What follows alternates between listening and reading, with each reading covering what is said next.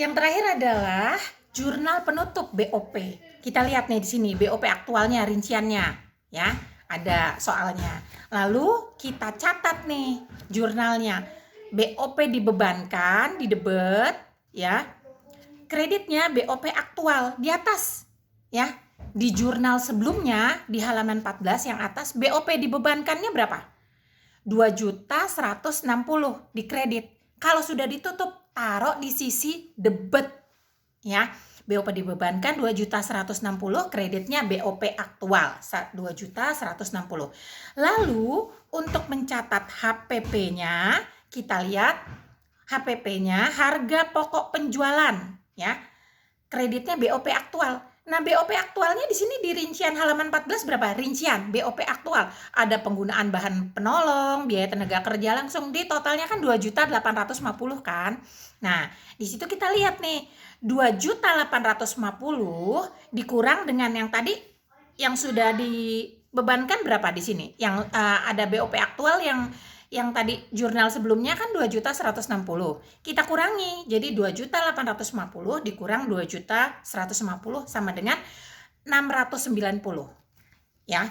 Jadi BOP aktualnya totalnya kan 2.850. Jadi di jurnal yang pertama BOP aktual kan sudah ada 2.160. Berarti harus berapa lagi BOP aktual supaya totalnya menjadi 2.850. Berarti harus ditambah BOP aktual di sisi kredit sebesar 690.000. Nah, di debitnya harga pokok penjualan, ya. Nah, di situ untuk mencatat jurnal penutup biaya overhead pabrik aktual. Nah, sekarang kita masuk produk barang jadi, persediaan barang jadi, ya. Nah, kita lihat di halaman 15. Ya, persediaan barang jadi di debit 2.060, di kreditnya barang dalam proses pesanan 707.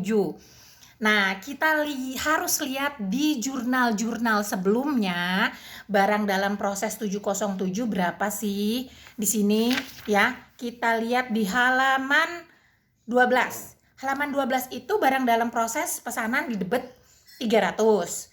Terus barang dalam proses halaman 13 di situ barang dalam proses pesanan 707 800. Terus terakhir barang dalam proses di halaman 14 di situ barang dalam proses di debit 707 960. Jadi kalau kita total, ya, 300 tambah 800 tambah 960 sama dengan 2.060.000 barang dalam proses. Ya, itu yang udah dalam proses. Kalau dia udah menjadi barang jadi, ya, jadi berarti pindah step kan. Nah, itu kita masukkan ke persediaan barang jadi, ya. Tadi kan barang dalam prosesnya di debit. Kalau sudah barang jadi berarti dia harus dikurangkan karena persediaan barang dalam proses masuk ke barang jadi. Jadi persediaan barang dalam prosesnya berkurang dong, ya. Jadi karena berkurang, di sini jurnalnya di halaman 15 yang jurnal paling atas itu barang dalam proses pesanan 707 sebesar 2.060 di sisi kredit, ya, debitnya persediaan barang jadi. Begitu juga untuk pesanan 708, ya, persediaan barang jadi 2.800, kreditnya barang dalam proses. Dari mana angkanya? Dari jurnal yang halaman-halaman sebelumnya, ya. Jadi barang jadi 1, barang dalam proses 1, barang dalam proses 2, barang dalam proses 3. Kalian boleh namain 1, 2, 3, ya. Dari sini tinggal ditamain 1 plus 2 plus 3, ya, biar lebih gampang.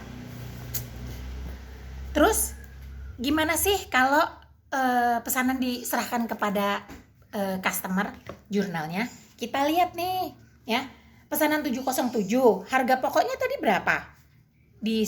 Harga pokoknya kalau untuk HPP-nya 2.060,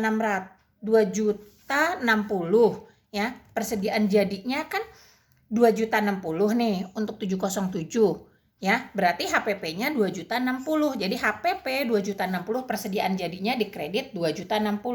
Kalau kita jual, di sini di soal disebutkan dijual sebesar, menetapkan laba sebesar naik 20% daripada harga pokok. Jadi berarti kalau misalnya bayarnya nggak cash berarti piutang ya.